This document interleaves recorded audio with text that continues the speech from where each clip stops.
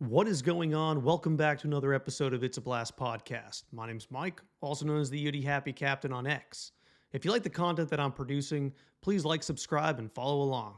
Today, I'm sitting down with Chris Sutton, a specialist out of Fort Bliss, Texas, who is jump-starting the Army's Bone Marrow Registry program.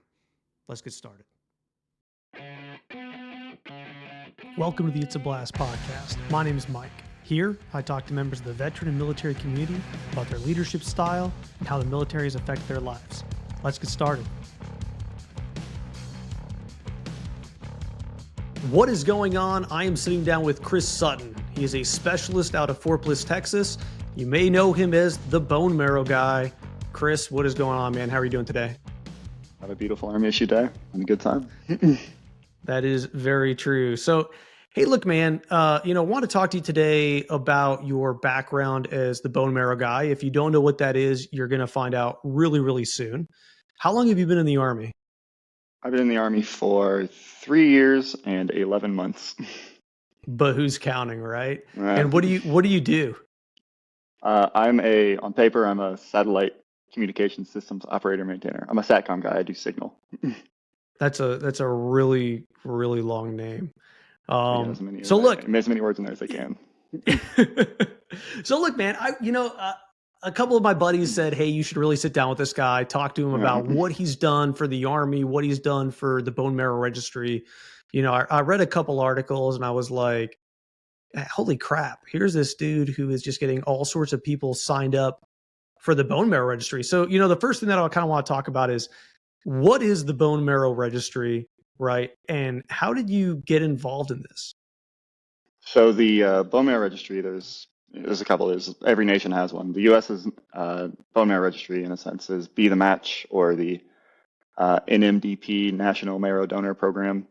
It is a database of the HLA types, or human leukocyte antigens. They're basically genetic coding of a vast, diverse group of people, to where if someone gets cancer, they go through chemotherapy and it destroys their bone marrow's ability to produce itself, or if they get a blood condition, immunocompromising disorder, and they need a bone marrow donation or a stem cell donation in order to, get their body basically like jump-starting a car back into functioning to where they can continue on with their life. They go to this database and they try and find someone who's close enough to them genetically somewhere in the population where they can get a small donation that will be able to restart their life, let them heal from their condition without it being rejected by their body's immune system. So it's like finding a bit of bone marrow that's just so close genetically that your body doesn't recognize as anything but your own, and you need a lot of people on it to do that.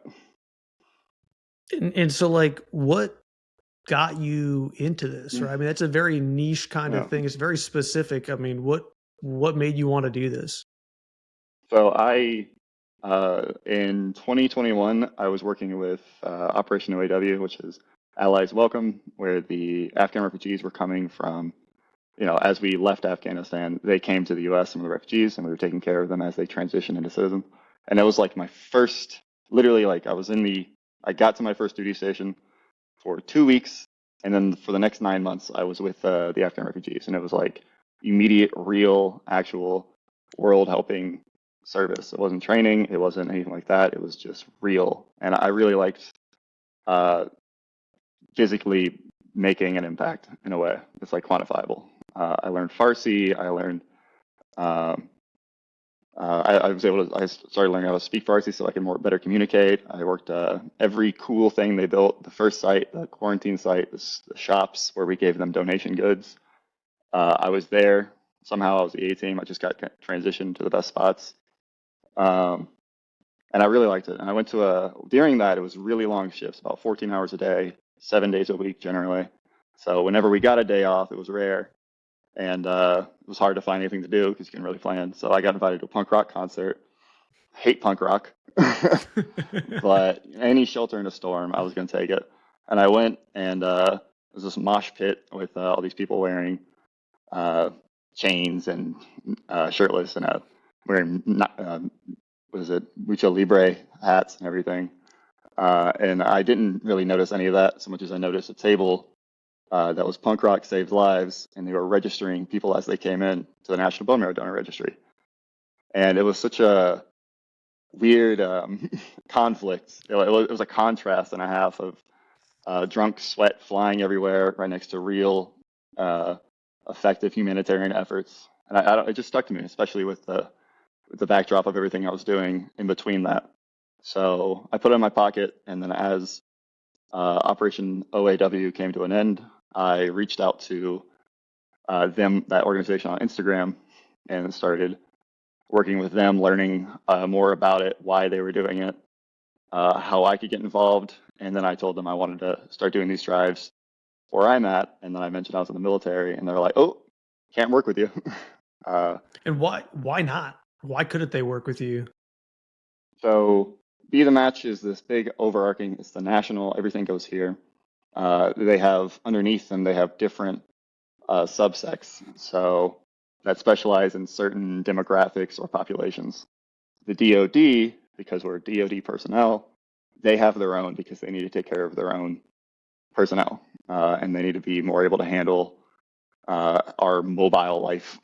Uh, Yeah. so they couldn't work with us because they need to go through the DoD registry program.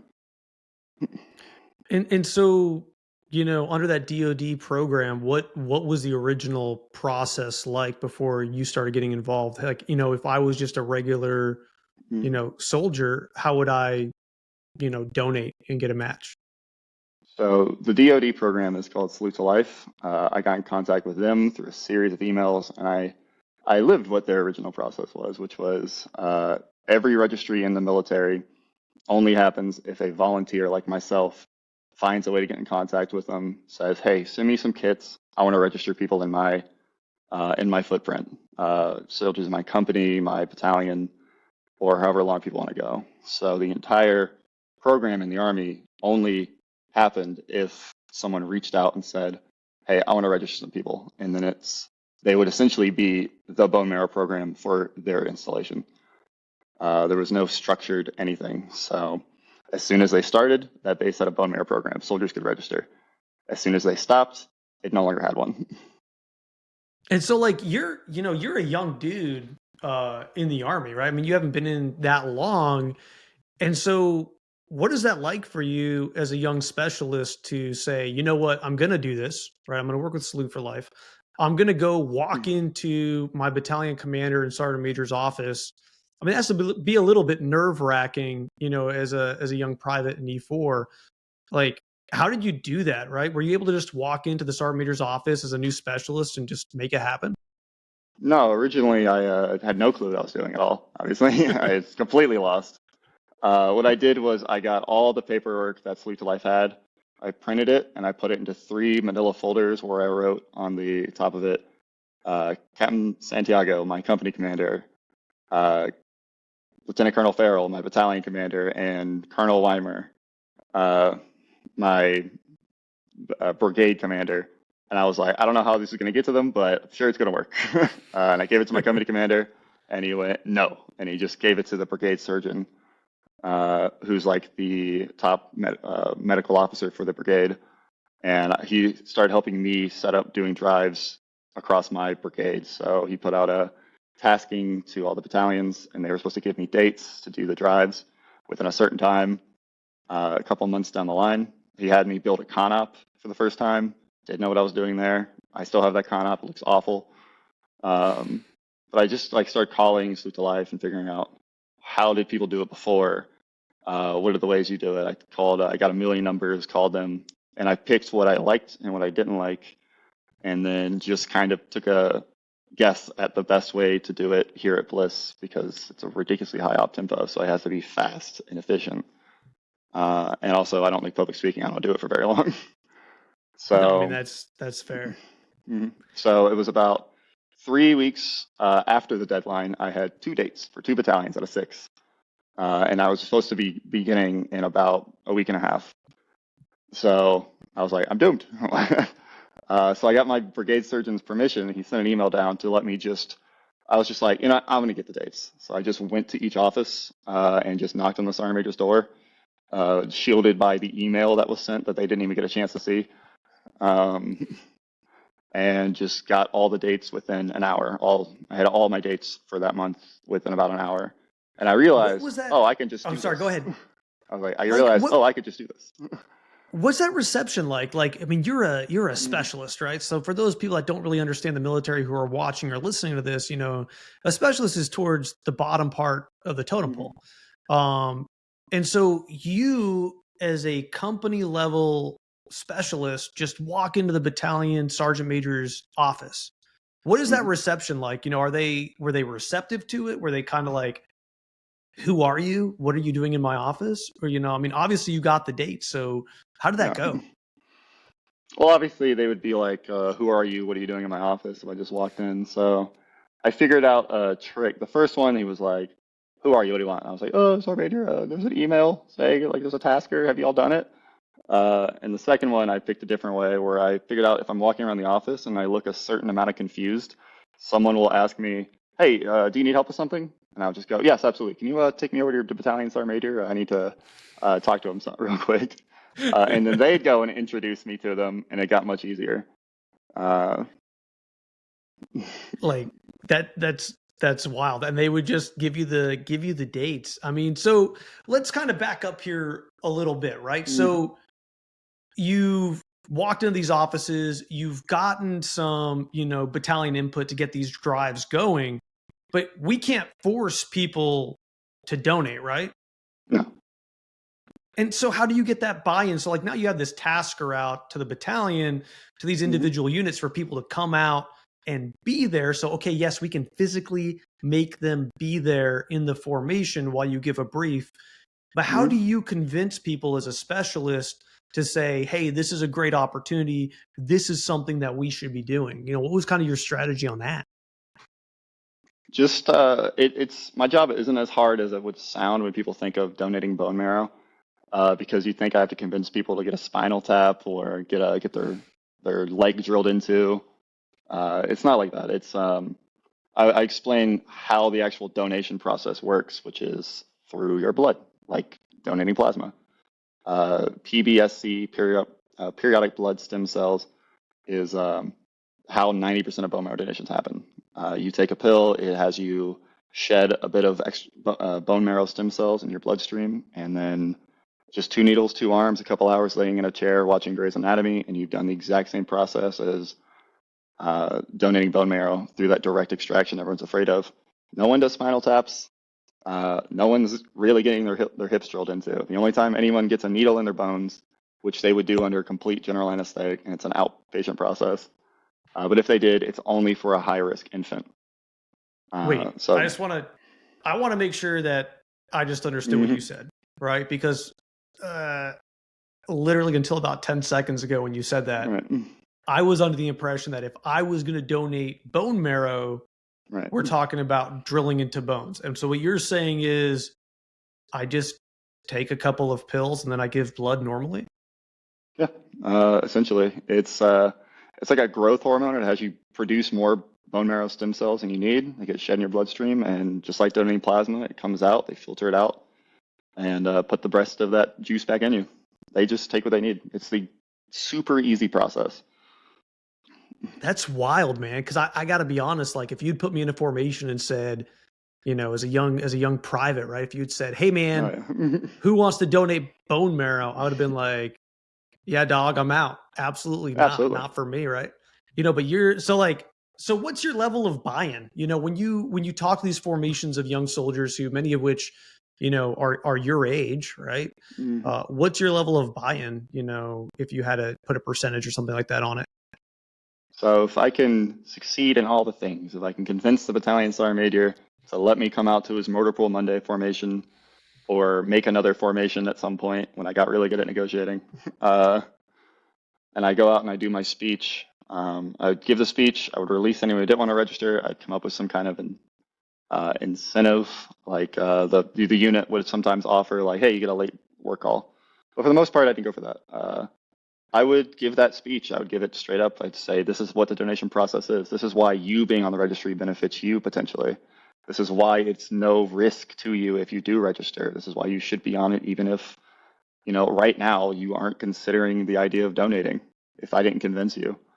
And then I would give real life situations of people who need bone marrow donations, so it's not so abstract. And I'd get about my first year, I averaged about 100 plus each battalion. So I was Wow. registering about 940 per brigade. I did. Wow. And so do you know what your current number is? Not to put you on the spot, but like current number of donations that you have, solicited? Uh, Donations specifically, one so far, because the chances of donating are so infrequent. And matches, I think gotten three to include that donation. Actual soldiers registered, which is the big thing, is getting more HLA types, more genetic diversity on that national registry. I've personally registered about 4,900, and Wow. my team has registered about 8,000 total, including my Wow. numbers.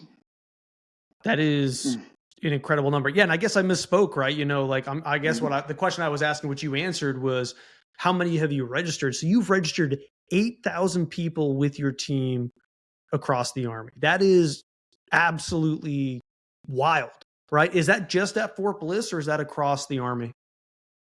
No, across the Army. For me at Fort Bliss, I've registered about 4,000, 4,400 or so.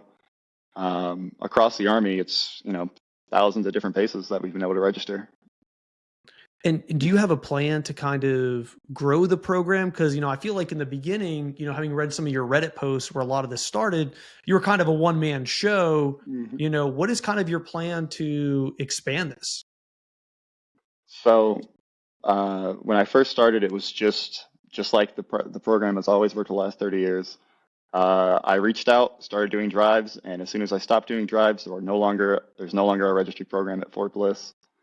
And I use that a lot, that exact fact, when I would walk into different battalions, when I realized, oh, I don't need to do DTOs or paperwork. I can just go talk to the sergeant major directly and get out there. I'd say, hey, I'm Specialist Sutton. I run Fort Bliss's Bone Marrow Donor Registry program, which is not technically a lie, because it's accurate. I am the only one there by default. I am the Bone Marrow program for Fort Bliss.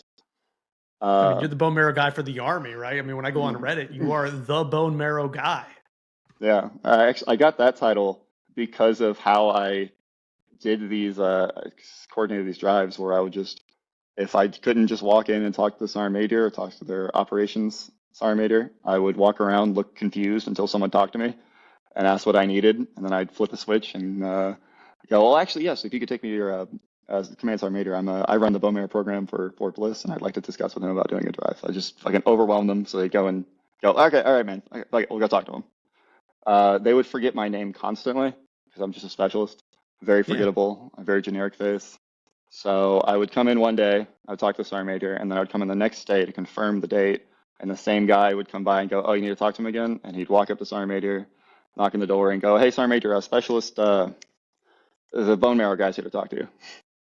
And that happened And so over and over and over and over. the name the bone marrow guy, Yeah. stuck. I guess, here's a Absolutely. question for you, right? So you're talking to these battalion formations.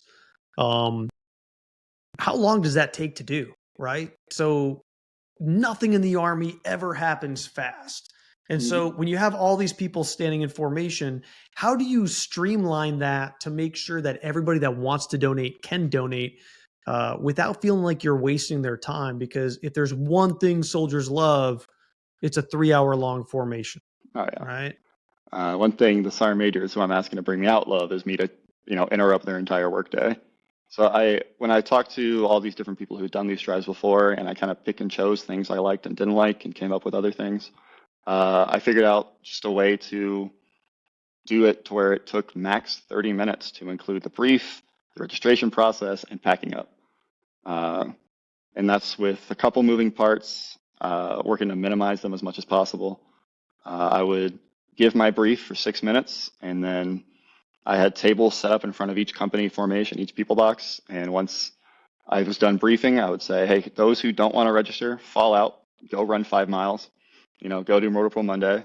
Those that do want to register, stay exactly where you are. And I'd have a voluntold from each battalion or from each company at those tables run kits out to everyone who stayed. They'd all get the kits. They'd start filling them out at the same time. They'd finish around the same time. They'd turn around, go to the table, have their paperwork checked, and be put on their way. So if I'm a soldier who is standing in formation, other than some paperwork, what does registration actually look like? What am I doing? You're getting one of these envelopes put in your hand, piece of paper with just who you are, and then some spit swabs. That's it. Just a mouse swab. That's That's it. it. Takes 10 minutes to register completely. So we're talking painless. You do a swab, you turn it in with your Hmm. paperwork, and you're talking flash to bang from the time that you start giving the initial brief to the time I am on my way as a soldier is what, 30 minutes?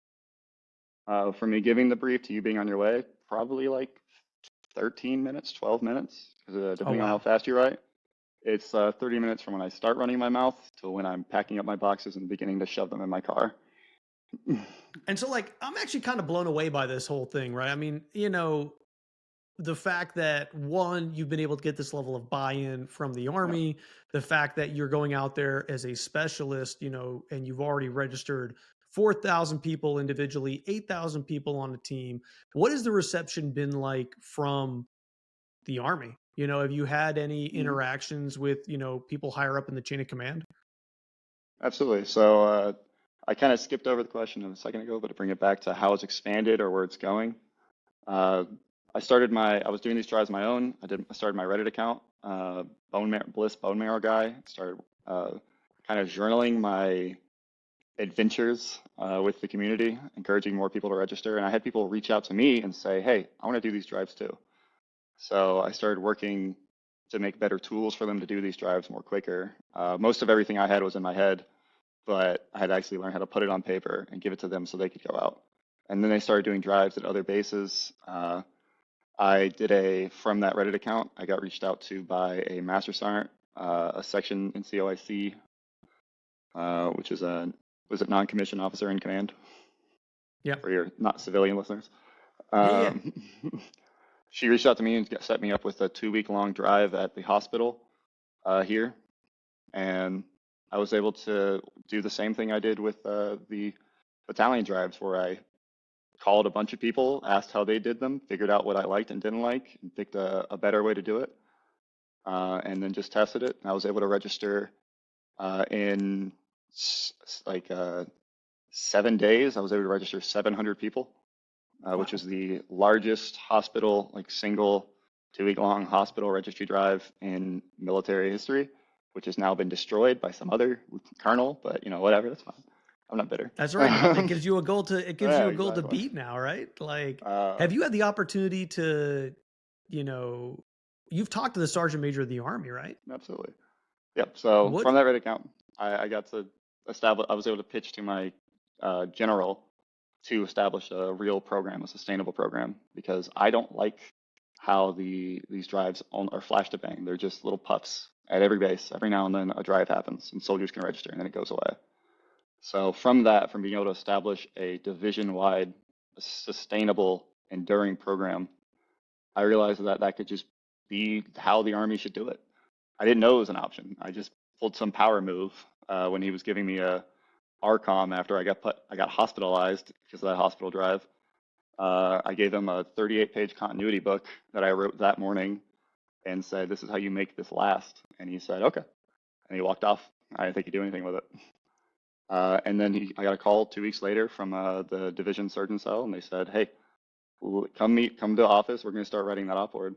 And I realized that that's how it should work. So from then on, I changed completely from just I want to make Fort Bliss the best to I want to make the Army the best source. Because for the last 30 years, it's been dead last, registering maybe 1,000 people across the entire branch every year, whereas the Air Force gets 6,000, maybe can get 10,000 sometimes.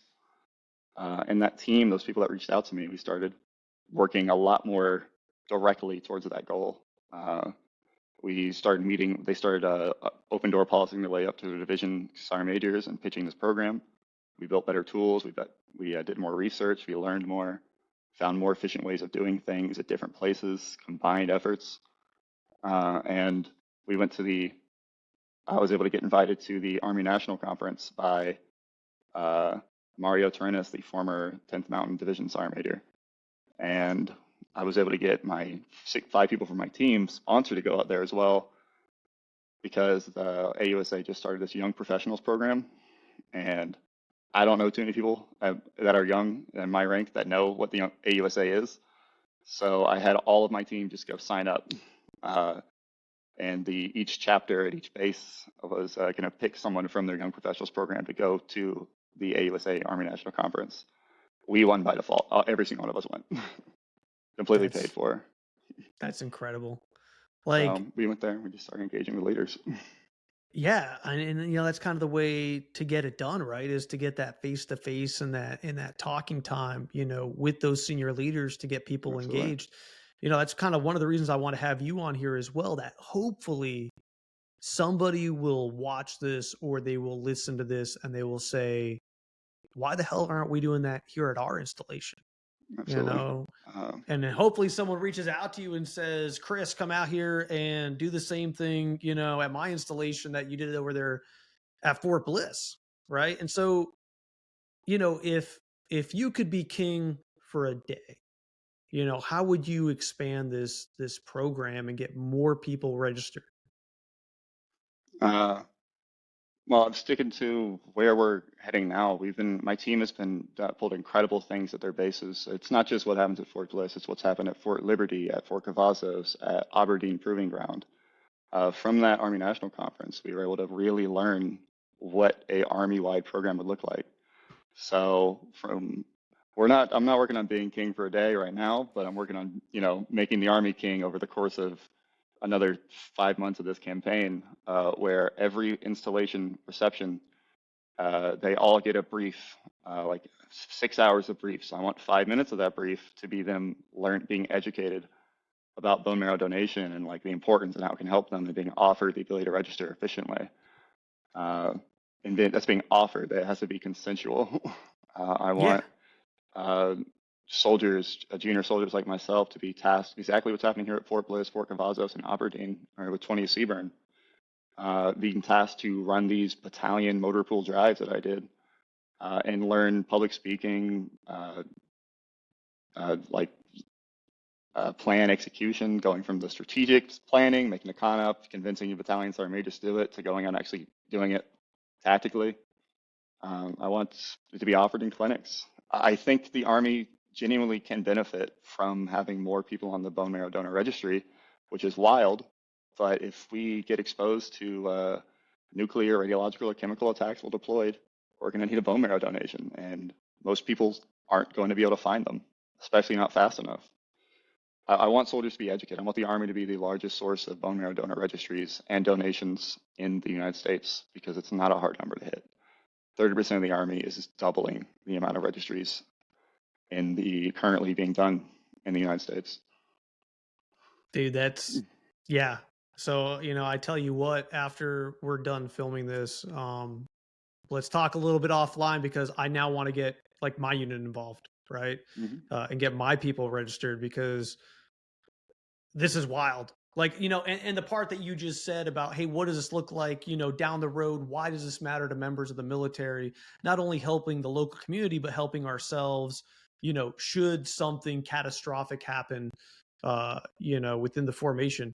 Hey, I pass it back to you, Chris, if you have a final comment that you want to make before we close out, a final sales pitch or anything like that. Absolutely. What do you got, man?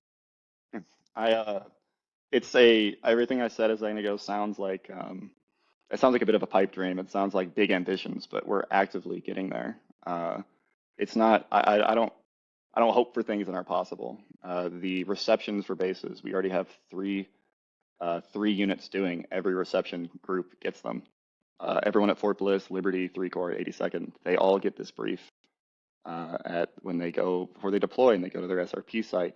Every single soldier at an SRP site is going to begin getting these briefs. We've already got it tested and established. There's a way to integrate these drives into the Army that doesn't detract from the system that's already in place, but actually adds to it, while also adding to the Army's mission and adding service in a way that's not generally thought of, but in effect, really, really valuable to serving directly and saving lives directly within the actual country itself. Look at this people we have here now.